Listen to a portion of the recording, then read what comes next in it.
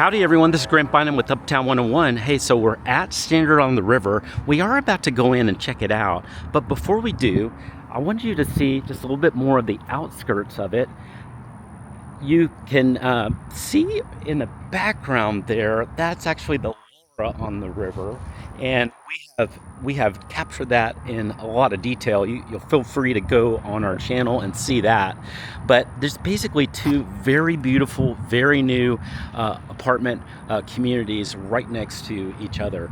And this is again in that river area. This is an all new kind of cleared out area that is, I think, full of a lot of promise. I think it's an exciting location to consider. And listen, to have an all new place that's within just 5 to 7 minutes of downtown. Downtown's just right there in the background. How cool is that? Like, how cool is that? So great location, super fun. By the way, something else about this location too that I like is I'm not as big of a fan of, you've heard of Edu, that's the Eastern District, just east of downtown. That area I just don't like as much. I'm just being honest.